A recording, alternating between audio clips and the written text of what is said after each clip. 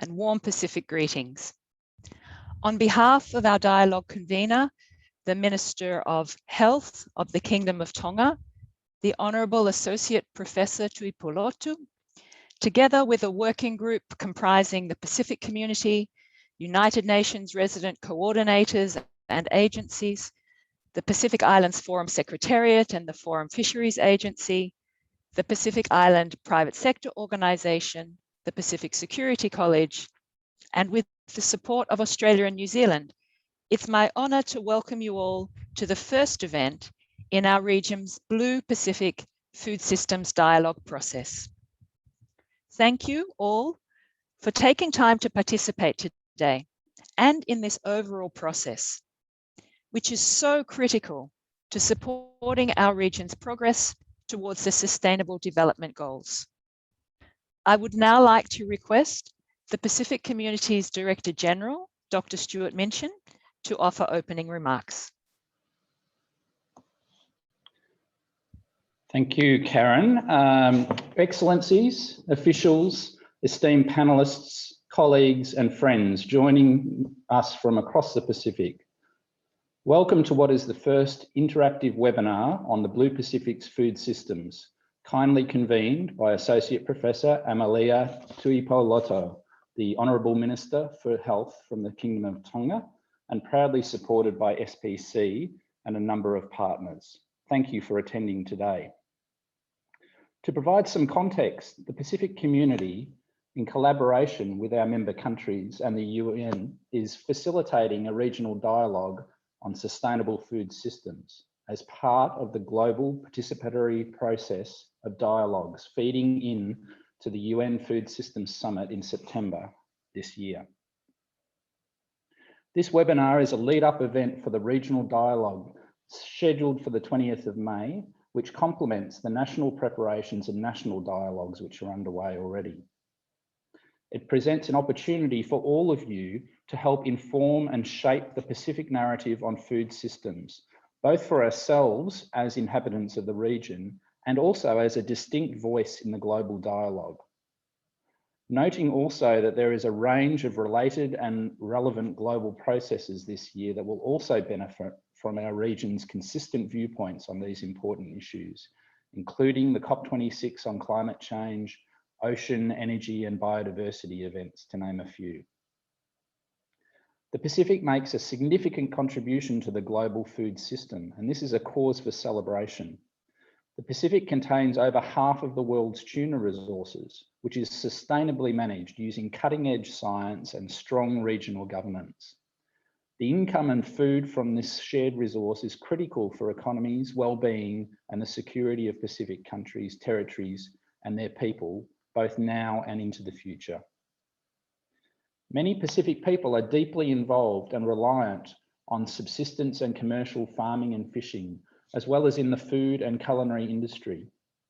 Pacific cultures and food are inseparable. We've seen how traditional food systems have helped island communities to cope with multiple shocks, including the most recent one from COVID-19. At the same time, we can't afford to shy away from the significant challenges of non-communicable diseases in our region and undernutrition in the Pacific. Progress towards achieving SDG 2, zero hunger, is not on track. We are making some progress on NCDs, but we have a long way to go. Climate change and disasters continue to present complex and multifaceted threats to Pacific countries and their food systems. We face unique challenges in realising equitable benefits in the global food system, being so isolated from markets and heavily dependent on imports. These present multiple implications for the health and livelihoods of Pacific people. As the Pacific's own scientific and technical organisation, SPC brings research and expertise in multiple areas related to food production, consumption, trade and policy. Our work spans all 22 island countries and territories in the Pacific, and as one of the meeting houses of the Pacific, we are very proud to offer our support to the convening of this important regional discussion. SPC stands alongside our members, our fellow crop agencies, the UN and other partners, not only in the lead up to this summit, but in carrying this work forward after the summit as well, We're developing a long-term integrated program of work on food systems, and we look forward to learning from you through this dialogue process to help us identify priorities and build relationships for collaboration going forward. Please join us in adding your voice to the vision on food systems we want for the region, creating the food system that we want and taking the voice of the Pacific to the global stage in this area. With that said, I'll now hand back to Karen Mapasua, Director of our Land Resources Division and the Curator of the Pacific Food Systems Dialogue, to introduce the rest of the session today. Back to you, Karen. Thanks.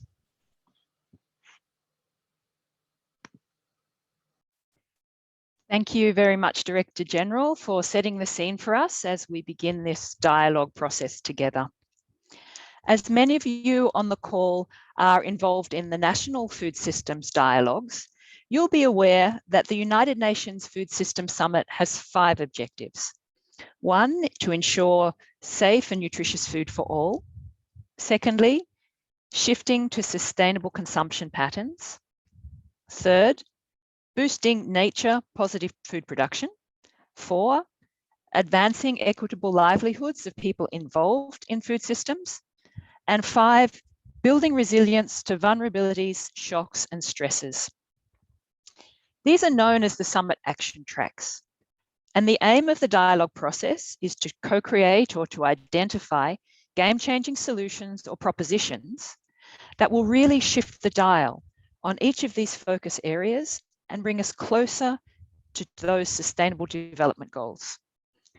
So today is about setting the scene for these discussions, for the Talanoa that will happen in the dialogues themselves, nationally over the next month or so, and regionally on May 20th. And while today's event is a webinar, the dialogue on the 20th will be really focused for Pacific countries and very participatory, with much of the time spent in small groups discussing the game-changing solutions for the various action tracks. Today, as a way to interact with the presentations and the dialogue, we encourage you to sign in through the Slido link, which is in the chat, and fill out the short polls as they appear there. It might be helpful to open another tab on your browser or to use your smartphone if you have one for this purpose. And we'll share the results toward the end of today's program. Please also use the chat function to pose questions or comments throughout today's event. We have all been in webinars and we know that often there isn't time to get to all the questions, but we will also use those questions or issues that come up in the chat to help us formulate the focus for the dialogue in a few weeks' time. So your input there is really valued. Many of us in our virtual room today are specialists in our field. We have here a huge amount of experience and knowledge and information about our piece of the food system. And so today is also about thinking how all our areas of speciality and interest are woven together through the food system. And we'll start to and we're also bringing the food system discussion back home today, because as we all know, food is an everyday thing. It's personal, it's home and family and culture, as well as the production systems, the science, the nutrients, the data, and the impacts. And we'll do this through a story, interwoven with experiences and deep understanding from Pacific experts who really are champions in the region's food systems. Our speakers today are Leonard Rodwell. Len is a Fisheries Development Advisor with the Forum Fisheries Agency and has a wealth of experience in our region in the fisheries sector. Dr. Sangeeta, who is Conservation Society's Fiji Country Program. She holds a doctorate in coral reef ecology,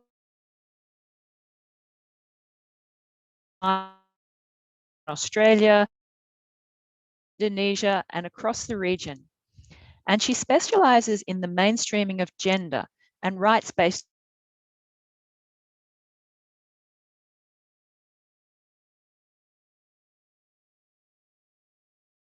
Vanuatu, who's an educator and food entrepreneur, founder of Lapita Cafe Limited and Lapita Lodge.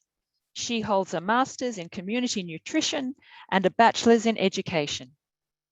She was recently appointed as the Karen, coordinator. Yep. sorry to interrupt, but if you could just switch off your video, you're breaking up. Thank you. Okay. One of those joys at the moment of the internet. 1 second. Hopefully that will help. So back to Votausi. She runs a successful catering business promoting local ingredients and was recently appointed as the National Agritourism Coordinator under the Ministry of Trade, Tourism, Cooperatives and Ni Vanuatu Business.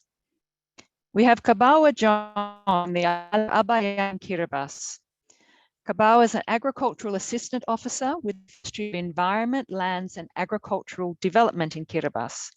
And he works tirelessly to teach others about growing healthy and sustainable foods throughout Kiribati. Finally, storyteller and moderator for the day, Patricia Naisara. Patricia is a leader with background experience as a TV producer and presenter. She currently hosts the Pacific Way, the flagship television show, which shares stories about Pacific for the Pacific, with a focus on sustainable challenges and solutions. And I'm happy now to hand over to Patricia to tell our story.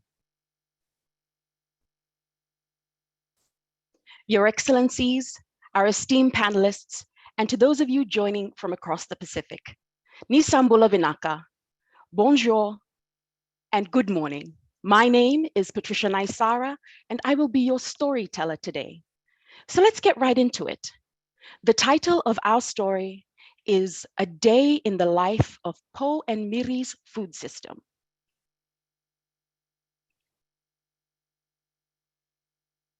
Po, a young boy, and Miri, a fruit bat, have been friends for many years. Miri lives in a forest on the northern part of the island Iteni and has noticed how the forest has become increasingly smaller to make room for cash crops.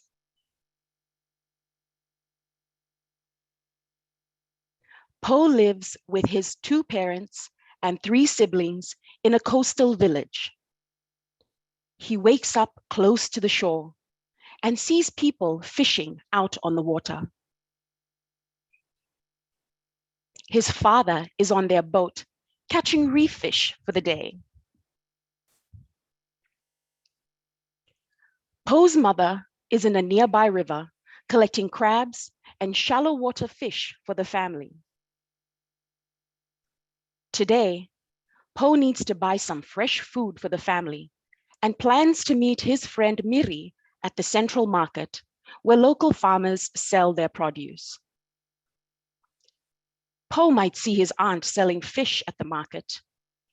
She's in the same women's fishing network that his mum is part of. Po opens the door and starts walking on the fine sand to the market.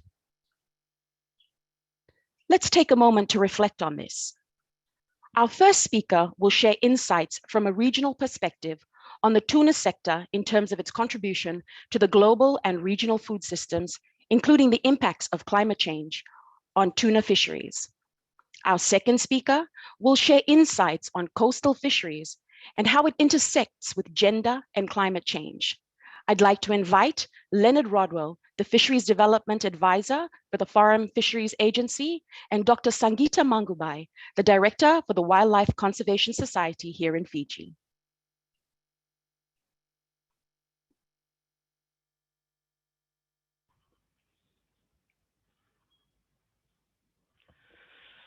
Okay, thank you, Patricia, for that very interesting introduction. The only disappointing part I note was that the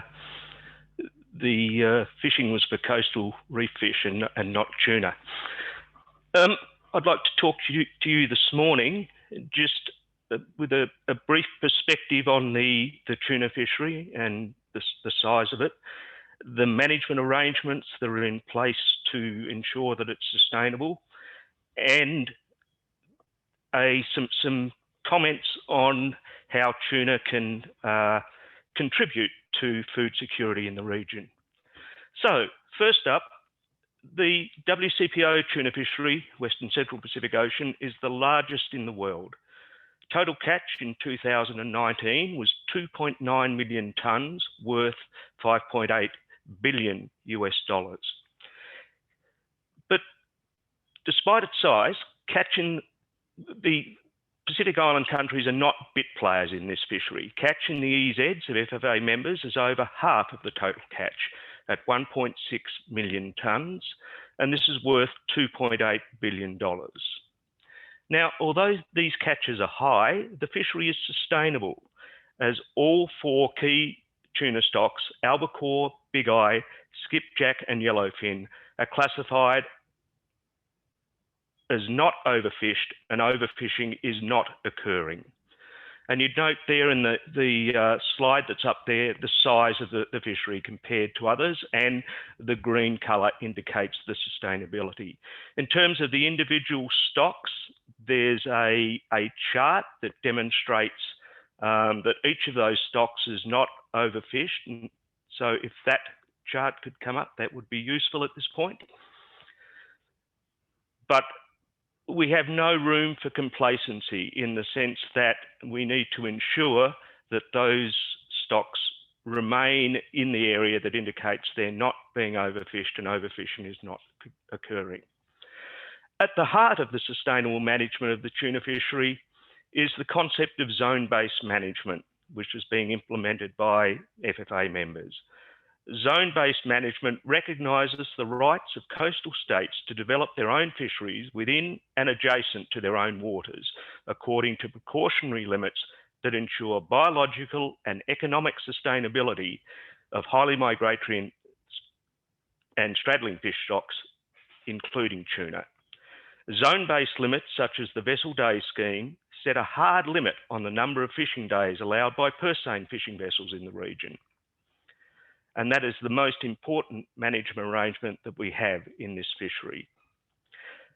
We need to ensure that the management arrangements are working. And so to help ensure the integrity of this system, other related measures are enforced, including the requirement for all purse seine vessels to have independent fisheries observers on board, to record catch data, and annual 3-month moratorium on the use of fish aggregating devices, and import transshipment for further monitoring. Turning now to food security. In terms of food security, more needs to be done to increase local landings of tuna. Pacific Island leaders have recognised this under the Tuna Fisheries Roadmap Goal 4, which envisages an increase in the supply of tuna for domestic consumption of 40,000 tonnes across the region by 2024. It is not understating things to say that this is a challenge, as we are still getting a handle on what the current supply of tuna in the local market is. However, recent studies indicate that in 2016, around 29,000 tonnes of the catch of locally based fleets in the region entered local markets, while the artisanal catch of tuna and tuna-like species was estimated at 17,500 tonnes. This is well below the estimate of what's going to be required in 2030 to ensure adequate supplies of seafood for nutritional purposes. I think another thing that needs to be done from the point of view of food security is raising the profile of tuna by promoting it as an integral part of a healthy and nutritious diet. And that would be, I think, important to ensure that tuna can make a major contribution to regional food security. However, for tuna to successfully contribute to regional food security, the sustainability of the resource remains the key, and Pacific Island countries must continue to work together to ensure that their zone-based management arrangements provide the foundation for the development of their fishery. Now, as a final point, I'd just like to note that I have a two-page briefing paper that goes a bit further into these matters that I've talked to. And so if you could contact me by email at leonard.rodwell@ffa.int, I'd be happy to supply that paper to participants. Thank you.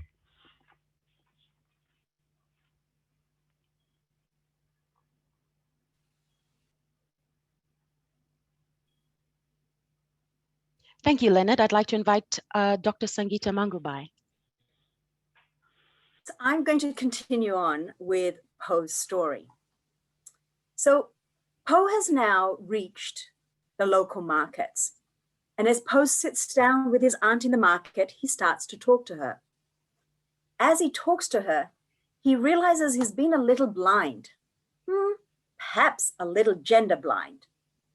He has assumed his father's role in the family has been to do the fishing, and his mother and aunt's role was really to look after the house and to look after him. His aunt, who is Fijian, explains, women have traditionally, have fished traditionally in rivers and close to shore in the mangroves to feed their families. This is still correct today in your lifetime. If you ask women what is their main motivation for going fishing, they will most likely answer food for their families. But if you look around this marketplace, you will see many women selling fish, invertebrates, and marine algae. And this is because things are changing. And women are also starting to process marine products. They're selling fresh and these processed products at local markets, along roadside stalls, and sometimes even directly to exporters.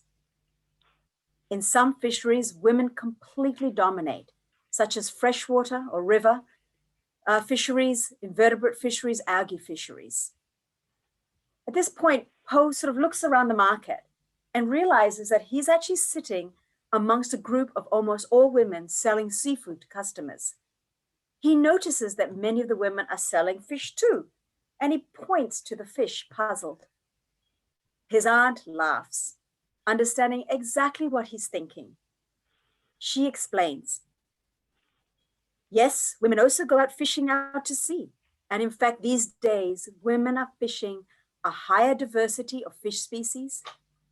A recent study, for example, on women fishers in Fiji found that women harvest now more than 100 species of fish, many more than previously documented.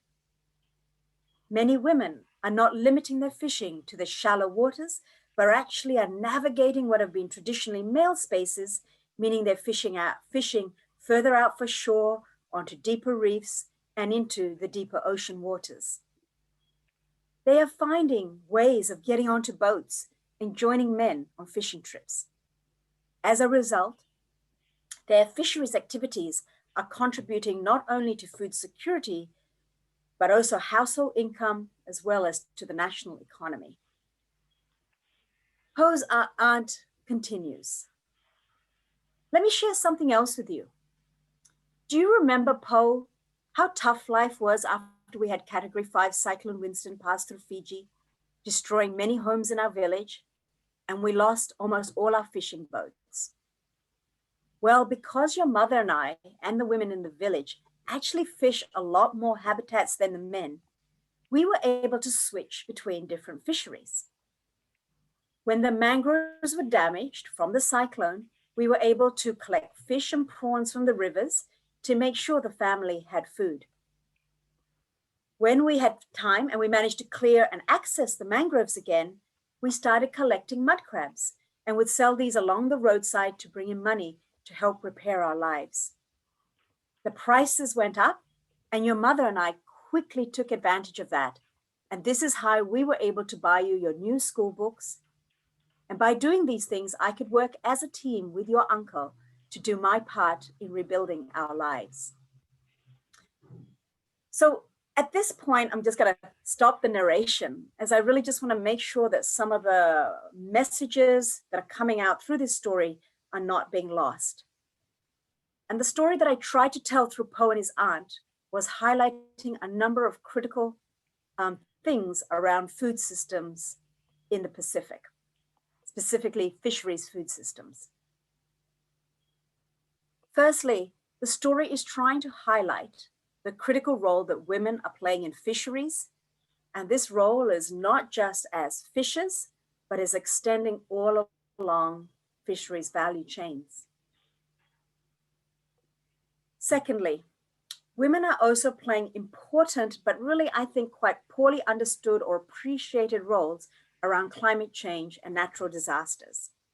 The story tries to highlight how women in particular, help in recovery processes following disasters and continue and always do contribute to the resilience of their families and their communities. 2 more points. These are important. Thirdly, culture is not static. And when you look at rural women, for example, in fisheries, you can say they are changing and they're playing a much larger and an evolving role in fisheries food systems. And so they are not limited to what we might define as a household food system or a village food system. They're very much part of an urban food system, and for some, also part of the international food systems.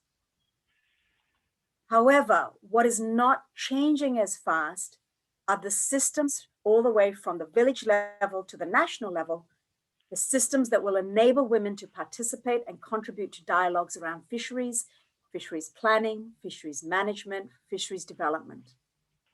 And my real message is that if we continue to forget, ignore, or even undervalue their roles, if we continue to be gender blind and not include them in dialogues around fisheries food systems, we really are not going to be able to achieve a safe, healthy, and sustainable food system for the people and planet, which is the theme of the World Food Summit coming up. So I'd really like us to be thinking about that there are really 2 critical lenses we have to see our food systems through: a gender lens and a climate change lens. And we should see both as cross-cutting that need careful and thoughtful consideration in each and every single one of the 5 tracks and themes of the World Food Summit. Thank you.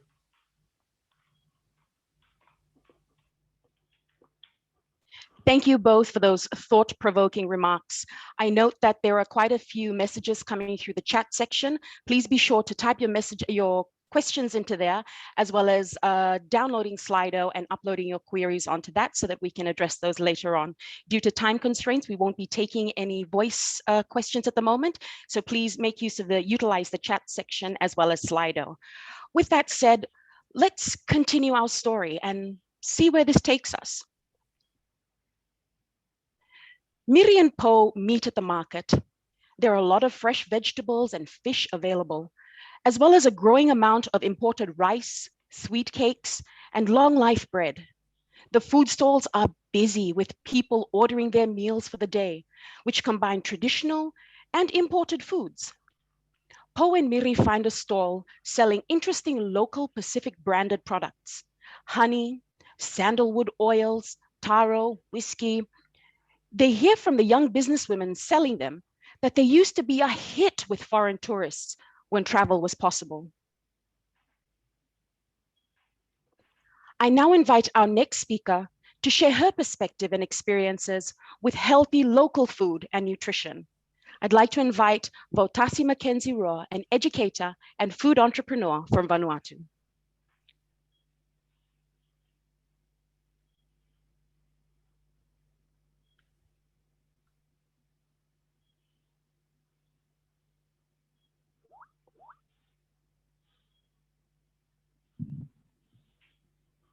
Okay, thank you, everyone. Thank you so much for having this opportunity to share my story with regard to the story of Miri and Po. What the story highlighted was, whilst we are successful in getting our farmers to produce foods for the hotels, sometimes we lose the fact that we forgot that we needed to eat these fresh vegetables and fruits.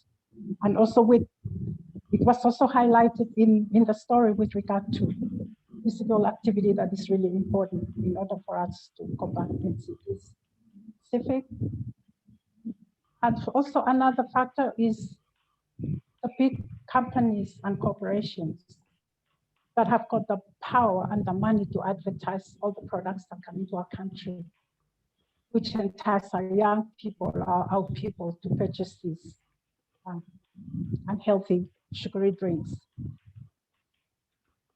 But all in all, what we're seeing is that the problem with nutrition and food choices is a cross-cutting issues.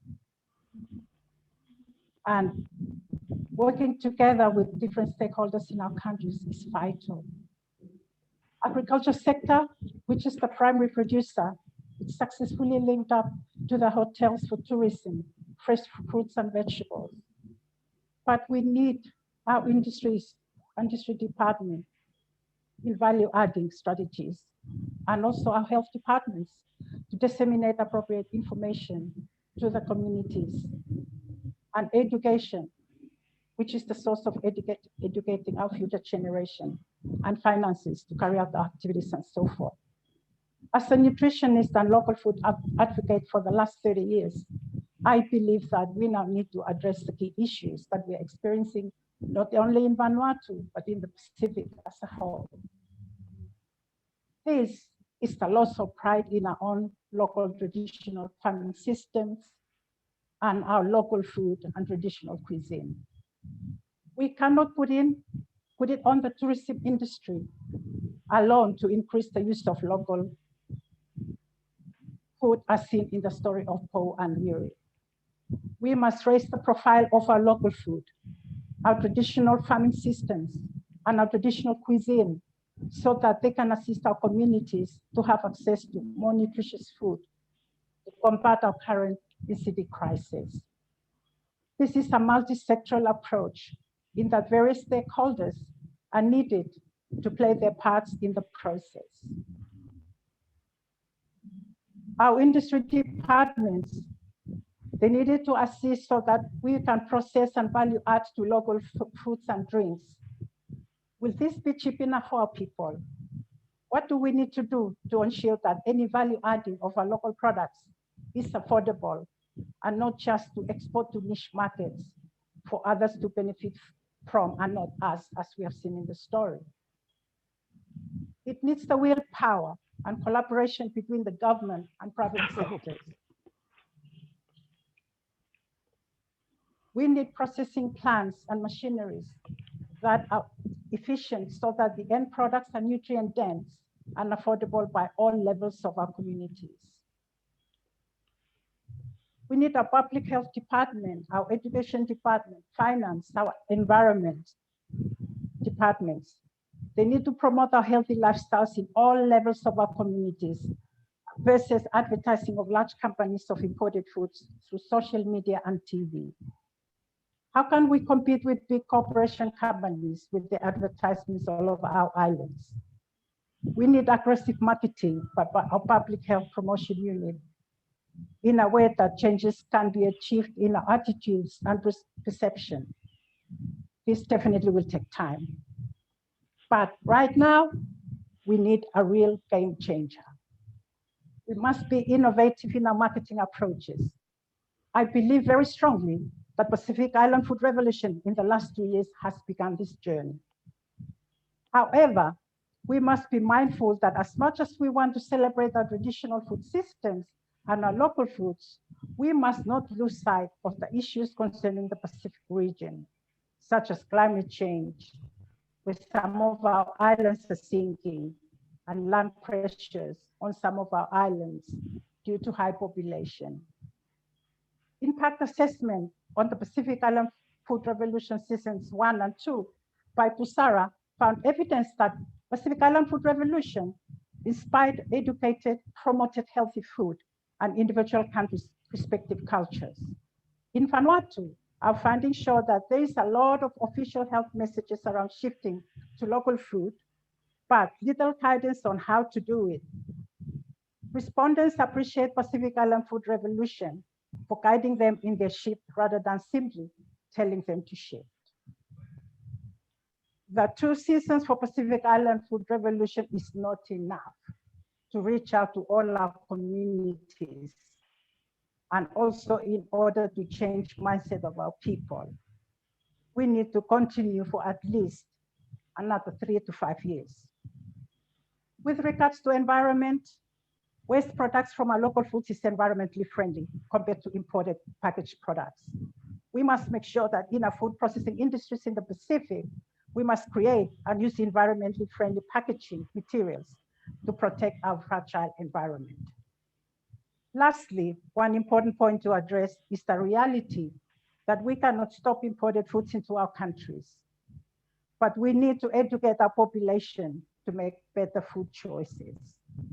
For some cheap imported processed foods such as noodles, which everyone in the Pacific consumes because it is convenient and the price is cheap, we can successfully improve the nutrient content of noodles by adding our own barley, island cabbage, or our fish, our tuna, or nuts and eggs to make sure that it's nutrient dense and to combat these terrible crises that are facing us today.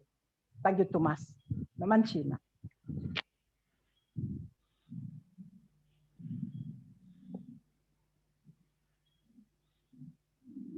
Thank you, Votasi. We need to support local and support healthy living. We want to see how Po and Miri look at this. Our story continues. As Po and Miri stroll under the sun, they walk past a large pile of pineapples and vegetables that have gone to waste. The hotels in town are no longer buying food from farmers, as COVID-19 reduced the number of tourists in hotels wanting fresh food. They continue to walk, and the sun is getting hotter. Po knows that walking is good, that exercise is important for the future of the Pacific youth. He walks past some traditional houses with home gardens and vegetables. They are rich, messy, colorful. He loses count of what is grown on the home gardens. He starts wondering, what will be for dinner when he gets home? Hopes for some traditional seafood caught by his family with some of the fresh vegetables he bought at the market. Our final speaker this morning will share his experience with business and novel approaches to agriculture. I'd like to invite Kaboa John, the Agriculture Extension Officer with the Ministry of Agriculture in Kiribati.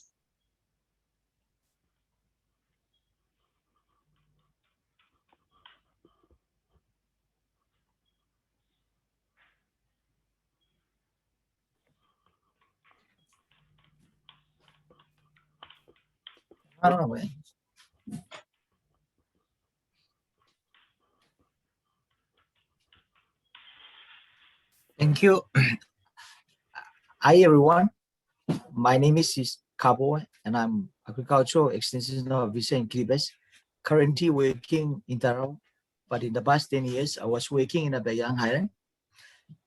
Ladies and gentlemen, for your information, Bayang is the first and the only island in Kiribati group that was organically certified in 2010.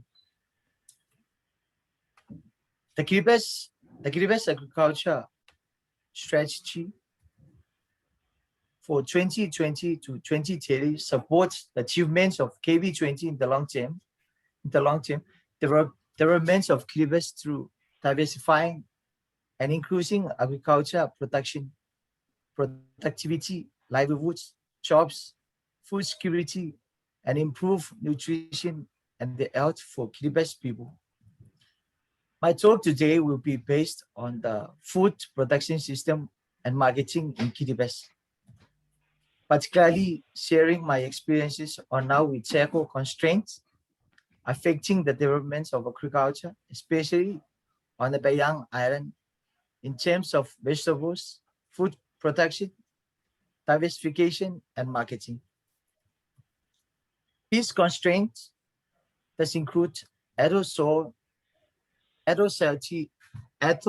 sandy soil with low holding capacity, limited capital or investment, lack of marketing infrastructure, isolation.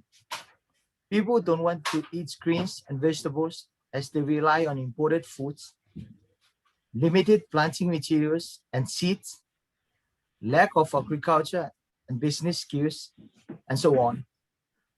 But we don't give up. we're still fighting. We're fighting against the impacts of this vulnerability of our smallest islands, and worsened by the impacts of climate change through utilizing different adaptation approach that fits in our social society and culture. So the most important thing I did is to plan the theory of change, theory for change. Firstly, I established an agriculture association with the members coming from every village on the island. This is to make my job easy by having point of contact in place, coordinating and monitoring all agricultural activities, conducting trainings, and others. Another important target of having this association in place is attracting donors nationally, regionally, and internationally to give support. And so far, we are grateful to receive help from both ACIR and Wcpo, and our government through Ministry of Environment, Lands and Agriculture Development. In order to make this association effective, recognized and approved by the Island Council and the Kiribati governments, we developed the Constitution and the implementation plan as a roadmap that is in line with the Kiribati Agriculture Strategy and KV20. So far, we have 78 members altogether, including women and men. Encourage growing food crops as well as vegetables for cash crop income to meet subsistence needs. So we worked through members directly to improve their source of income and balanced diets on the island. After all, we just realized that there was no markets for selling products, as no one wants to spend money on buying greens and vegetables. Then I came up with the idea of including balanced diet in the management system using the power of village leaders to encourage and endorse as one among their policy that vegetables and food crops should be included and eaten every feasting. Another marketing option which is also effective on the island is selling agricultural products to local cash house and schools. Later, farmers were complaining about saving their income as there was no bank in South Island. So again, I started an idea of setting up the Karapinepino banking system within their homes, where using fisheries floats with a tiny hole to put their money inside and leave it hanging inside the top of their homes as they're safe. For those farmers who don't want to save their money using the Karapinepino system, banking system, they multiply their investments to create other enterprises like motorbike hiring, takeaway foods, and establishing small canteen shop on the island. To solve the problem of isolation for marketing, we use the internet technology by opening Facebook call by young farmers markets for showcasing products for selling, not only food crops and livestock, but also including marine resources products. This is more advantageous as the government provides the free freight levy of transporting food commodities to feed the population on the main island, Tarawa. I think that is all from me. Thank you so much for your attention.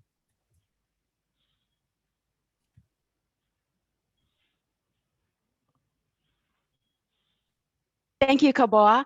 And we will come back to some of the points raised. But for now, our story continues. On his way to town, Po says hello to his friend Sandra and her mum, who are harvesting vegetables from a home garden for the dinner for 5 people later that evening. Sandra's family home garden was destroyed during last year's cyclone, reducing the availability of fresh food in the immediate aftermath. Replanting traditional crops has been difficult as the seasons are changing. The breadfruit trees are fruiting more often, but fruit fall prematurely, and there is either too much rain at once or long periods of no rain at all. Miri, the bat, finishes her breakfast of fresh fruit. Miri's parents frequently tell her how there are less fruit in their forest due to increased damage to forests from repeated cyclones and the cutting of trees to make room for agriculture. As Miri starts flying to the market, she says hello to the small crabs in the stream flowing to the ocean and along the coastline. Increased storm surges and ocean warming are degrading the coastal homes for many important coastal inhabitants, including crabs, fish, shellfish, coral, and mangroves. Miri flies to the market, and she wonders where the families will get the free and healthy coastal food sources they have depended on for hundreds of years. And what will happen to the traditional and cultural practices and knowledge that has helped families understand how to manage these important, fresh, healthy, and freely available sources of food? This is the story of Po and Miri's food system, a food system that resonates with many of us here in the Pacific. I would like to thank our panelists for enriching our story of Miri and Po and giving us a deeper understanding of the food system in the Pacific. A couple of points have really resonated with me throughout this, and I'm really struck by the important relationships between climate change and our food systems. And I'd like to share a few of these with you. One of the crucial points was women play a critical role in fisheries, and this role extends all along fisheries value chains. They play a key role in the recovery processes following disasters. More importantly, the importance of their roles in building resilience of their families and communities. Healthy traditional sources of food, which are often free or low cost in production, are under threat from the impacts of climate change. And we've had the Pacific Food Revolution that's highlighted that we have these. These are readily available and making it known globally and regionally as well. Traditional knowledge and practice that still underpins the Pacific way of life and resilience for many communities is being eroded by the degradation of these important resources, both coastal, crops, and wild growing food sources. What we tend to forget is when species are lost, so too is the traditional vernacular and practice associated with caring for, hunting, and harvesting those species. I'd like to take this moment to invite our panelists to reflect on climate change as it relates to food systems and perhaps share a key message from their perspective. Panelists, if you have any comments, please switch your cameras on and your mics. And to those in the audience, please ensure that we've got Slido if you'd like to upload questions, as well as utilizing the chat portion. But for now, panelists, do you have any further comments or reflections?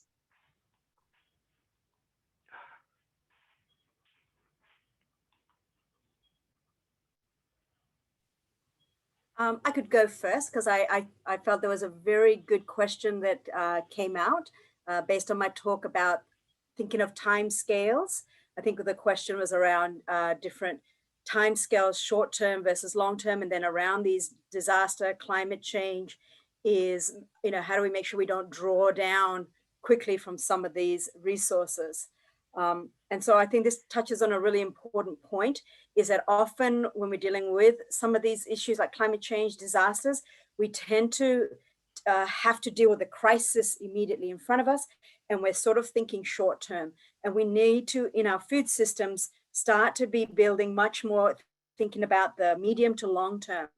Often the short term can be quick little fixes that we do. They can often be, I guess, things that resonate with people, or might be good politically to do, but they often are not going to solve our issues long term. And so I'd like to see this bigger investment into that longer term what we need to do. And so I'm just going to highlight a few things, because that's what one of the questions was. So I think we have to start thinking about long-term, how much we need to retain in our individual countries in the Pacific versus how much we can give away and export out. So this balance between local food systems and how we interact with global food systems.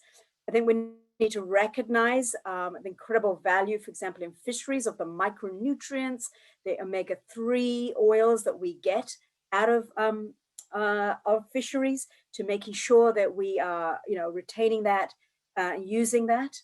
I think we have to, so I'll slow down because of the translators.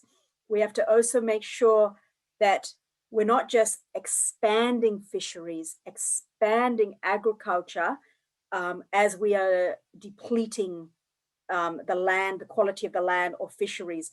We need to be thinking about how do we take these systems, rather than keep expanding and doing more and more or try and grabbing more. How do we make sure what we have is productive, and how do we maintain productivity, whether it's maintaining the productivity of the soil or the productivity within particular fisheries. And I think there are some immediate sort of actions and things that we can be doing now that will help secure us long term. I hope I answered that the question from one of the participants adequately.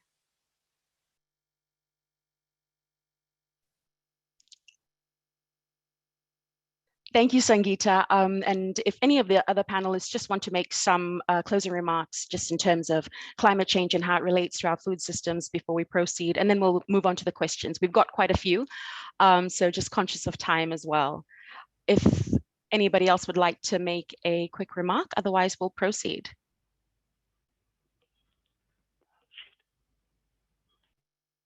Nope. Okay. So this story is just beginning. We have heard about many aspects of Pacific food systems, from fishing and farming through to production, consumption and trade, and the critical role of women in building resilient food systems in our communities. We have heard about the impacts of and have seen the risks of climate change, as well as some of the opportunities to think differently about how we produce and consume food. Many thanks to our audience for the questions you have posed, and I'm just going to ask a few and just request that the panelists respond accordingly. So there's a question here with regards to, just give me a second, a healthy Pacific. So a healthy Pacific is important for building a sustainable and resilient society. The question is, do you think governments should invest on quality infrastructure facilities to deal with the issue of standard and quality to enable competitiveness of products in domestic and international markets? And this is directed at Leonard and Kaboa. Okay, I'll have a first go at that, and certainly I think that investment in that kind of infrastructure is important and necessary. The other thing that's important to have is the competent authorities within national governments that can inspect products and inspect plants for production plants for against standards for food safety. So it's not just infrastructure, but it's also having trained personnel within governments to ensure that food safety requirements are met. And that's something that's an ongoing challenge, I think.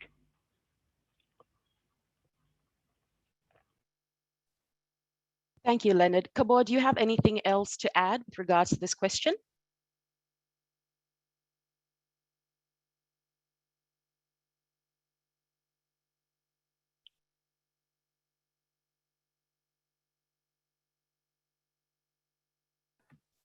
Nope. So we'll move on to our next question, and it's on how can chefs be the game changers in the huge amount of meals they provide every day, in the produces that they source and the recipes that can influence this great food culture that we need to create collectively for the common good. This question is directed at Sangeeta. So Sangeeta, if you'd like to respond. Sorry, could you say it again? Because it cut in and out quite a bit for me. What was the Apologies. question? So it's how can chefs be the game changers in the huge amount of meals they provide every day, in the produces that they source and the recipes that can influence this great food culture that we need to create collectively for the common good? Yeah, thank you. Okay. So yeah, I can hear that now. So I think some of the ways they can do it is making sure, like I'll talk about fisheries because that's really my speciality, is being much more aware about which fish, you know, they are perhaps serving to their customers or selling. And so, for example, I've been very inspired by the 4FJ campaign in Fiji. I'd love to see this out in more countries in the Pacific, where there's been a real movement to get people to pledge, for example, not to buy and sell and trade groupers, kawakawandonu. It's those large carnivorous fish on reefs that we all like eating, things like coral trout, and pledging not to eat them around their spawning times. And so this has gone from a campaign into law. And as part of that was getting chefs in particular to also agree to say, okay, during that reproductive season, let's not buy those species. Let's actually try and tap into other more sustainable fish species and try and get the public interested in them, develop new taste buds for different species that are going to be more sustainable. So I think that's a really great example. Thanks, Sangeeta. I'd also just like to invite Karen from SPC just to provide a few responses to some of the questions that have been raised and any other further comments that you might have with regards to today's discussion.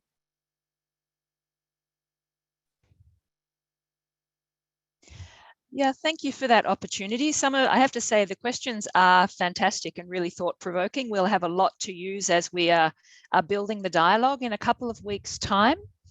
I think the question I'd like to respond to is from Noah, who's asking about investing in infrastructure facilities to deal with issues of standards and to enable us to be competitive in domestic and international markets. And I think that's a really valid question, and it is something that I think we should be investing in.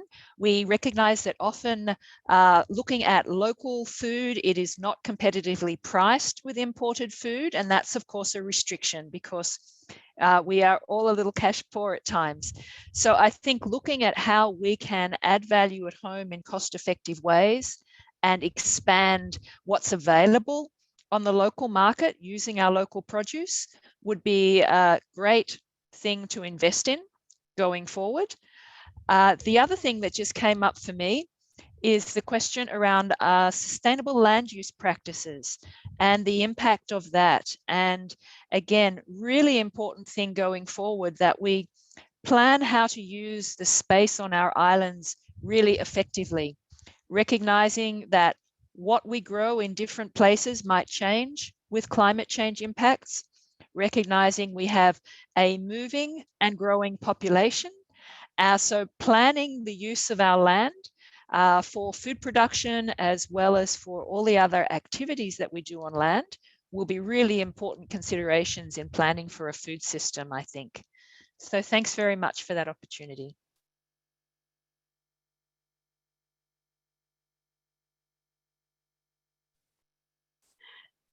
Thank you, Karen. And I think you raised quite a few valid points in that. So I really appreciate you taking the time to respond on that as well. We've got a question here. It's from UNESCO for Votasi and Sangeeta. In your view and experience, what innovations are needed to improve traditional food production and preparation, taking into account the burden on women? So that question is directed to Votasi and Sangeeta.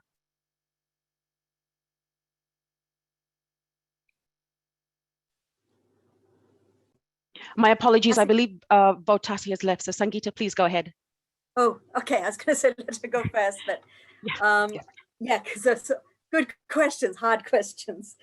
So I think one of the things I think is really challenging is that there are these wonderful traditional food systems, whether it's in agriculture or fisheries. We're starting to lose them as, for example, in agriculture, we're narrowing the crops that we're using. We are no longer sort of growing and utilizing some of the veg, the root crops, for example, that grow in wild, uncut forests that are much more cyclone resistant. we're also not valuing at the same time fisheries, some of the traditional practices around fisheries management, whether it's specific tambus or different harvesting practices. And so I think we need to be able to make sure we don't lose that, because that's what makes us unique in the Pacific.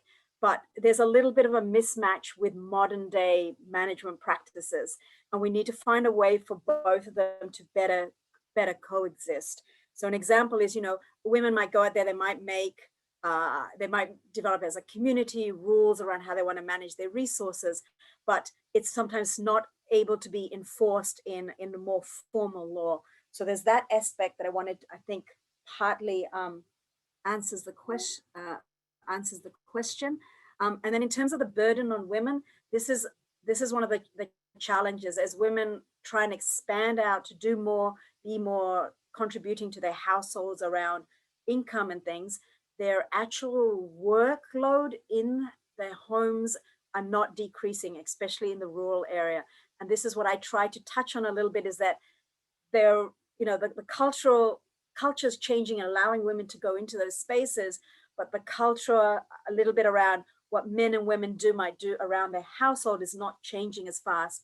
And then that's adding an incredible amount of time burdens on women and women's ability to participate and really contribute to these spaces. Thank you so much, Sangeeta. I think you'd also raised that during your story when you rewrote the story and changed the narrative around it to highlight that importance. And thank you so much for doing that as well. That's really what this Talanoa is about. Our next question is in regards to local fruits and vegetables that are treated with pesticides. So despite our efforts in promoting the significance of its consumption, how do we ensure that these local produce, particularly vegetables that are sold in our local markets, are safe to consume if they are treated with pesticides?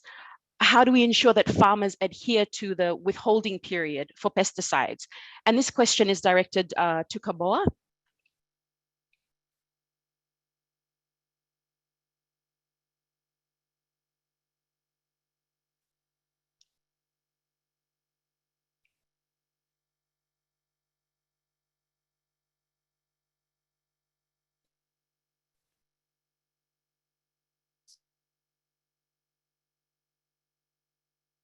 Hello, Kaboa, are you there?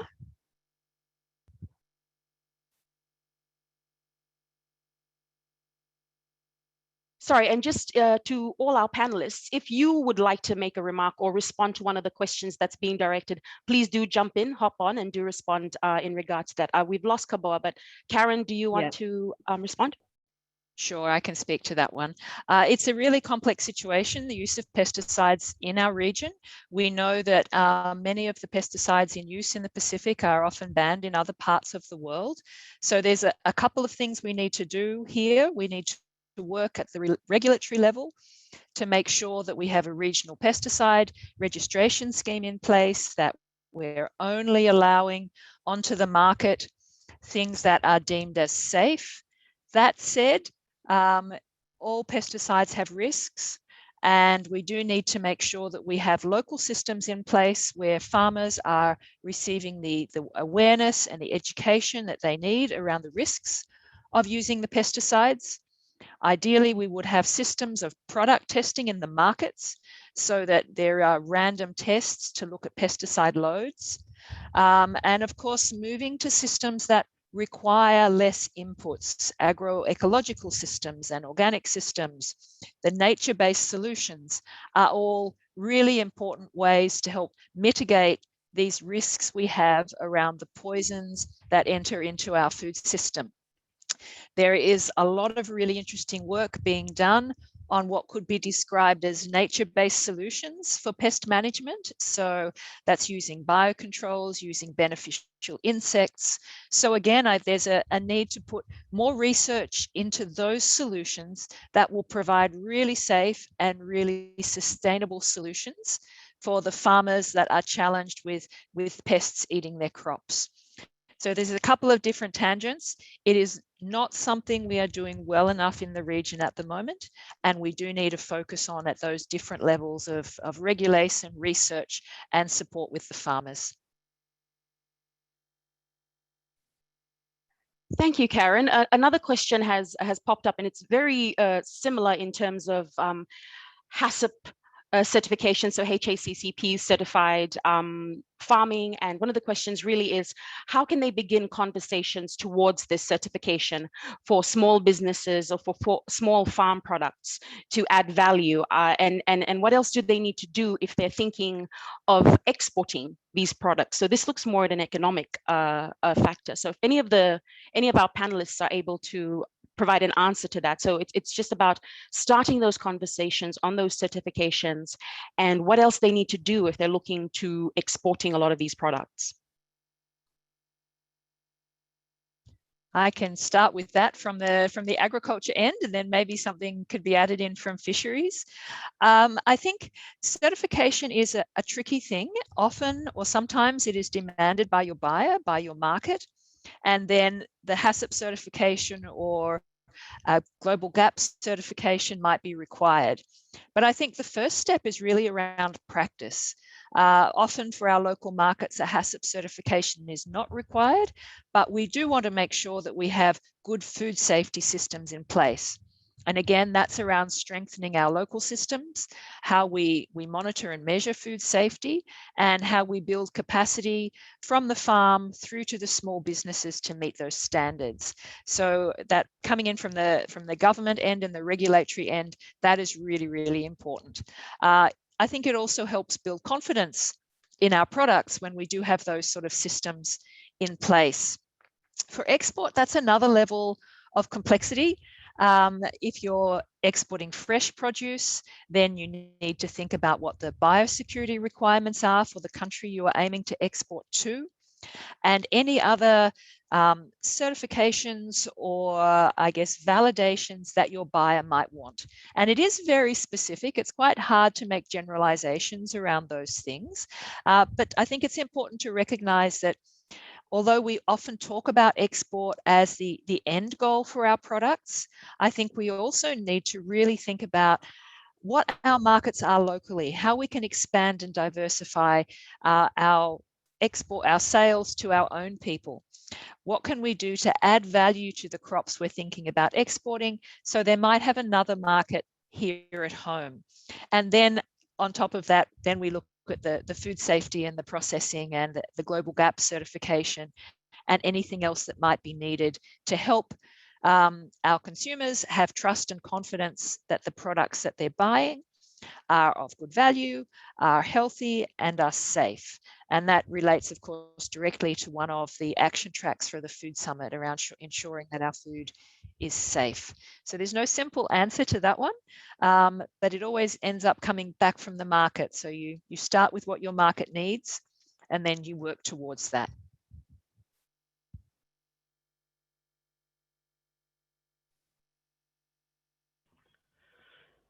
Could I just add on the issue of certification? From the point of view of exports, there's a whole range of requirements that are becoming more and more complex. I mean, you have some private certifications such as the Marine Stewardship Council, but to export into the EU, you've got to comply with the EU IUU regulations, so you have to be able to demonstrate that your product hasn't been caught as part of IUU activities. The US has introduced changes. You have to verify, or they're starting to introduce this, verify that your bycatch is not targeting endangered species, etc. And so all this is making it much more difficult to export, and maybe will lead to some companies saying this is getting too hard. I'm better off going into the local market.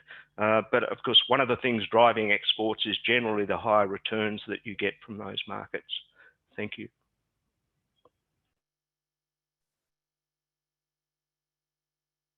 Thank you, Leonard. And you raised a very important point there in terms of depending on what your market is, the regulatory requirements and how they're becoming a bit more stringent, as well as understanding the economic benefits and the economic gains around people still wanting to embark in on that path and that area.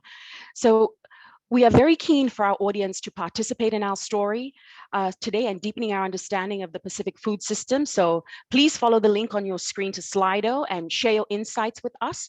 We'd also like to remind everybody that a lot of these discussions will help shape will help shape how the rest of these will proceed, and just really trying to ensure that, you know, how we will look at future activities, how they will be shaped. And these discussions will help SBC, help guide SBC in terms of topics and speakers that you may want to be involved in these areas.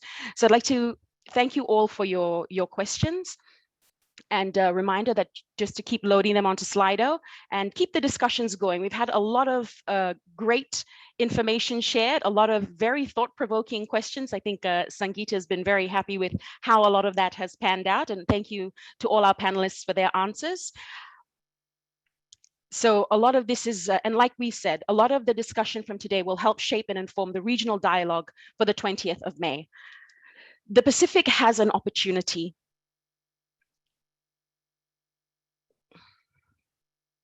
The Pacific has an opportunity at the Global Food Systems Summit to showcase the unique food system, but not shy away from the challenges posed by climate change, undernutrition, and NCDs.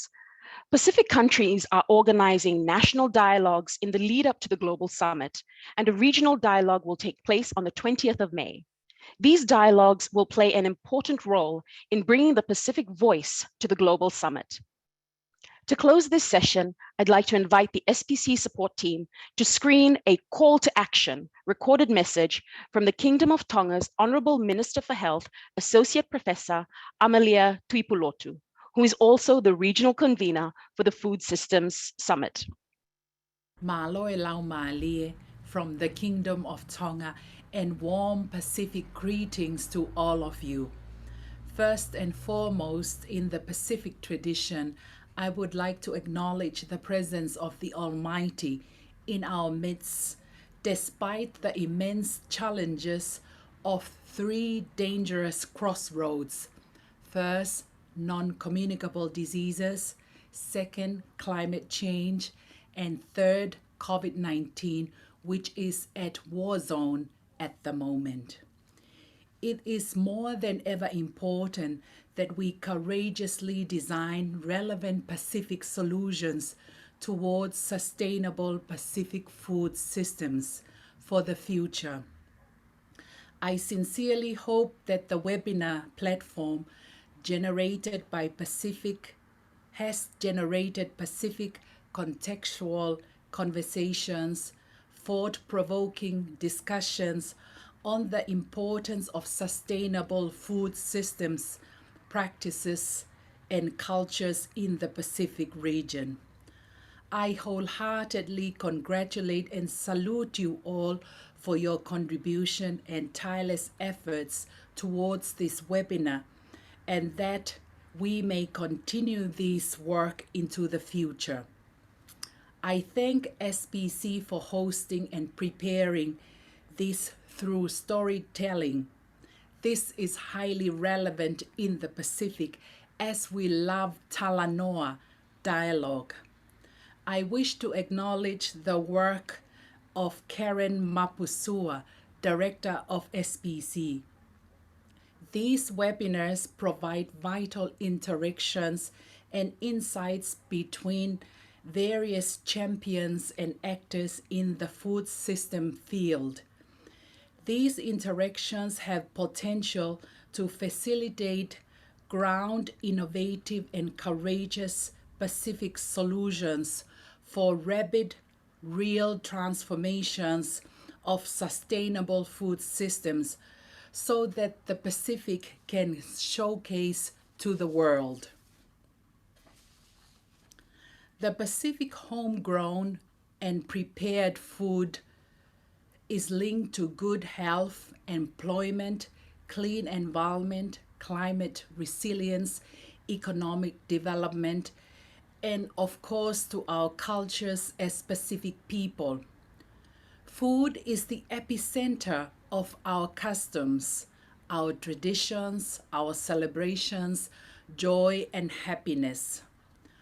On that note, I am excited to embark on this journey towards sustainable food systems for the Pacific, as we do have the answers on the ground here in the Pacific. We need high competent chefs and Pacific champions to translate our food from the backyard to the table in variety of delicious and desirable dishes for everyone. This is a gap that we need to strongly invest in. So I encourage everyone to register to the dialogue provided by SPC, so we can share the wealth of traditional Pacific knowledge, as this is key to providing strategies and solutions that will change the game for the Pacific in Pacific food systems to combat non-communicable diseases, climate change, and COVID-19. In conclusion, I look forward to Dakanga Itaufohe collaboratively rowing the way towards sustainable Pacific food systems for the future of our children, the Pacific, and the global context. Tua ofatu.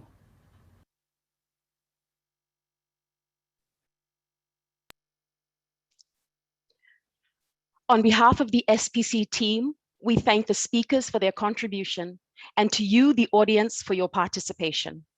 Please take note of the upcoming preparatory events on the screen, and be sure to sign up, stay tuned, and watch this space for more information.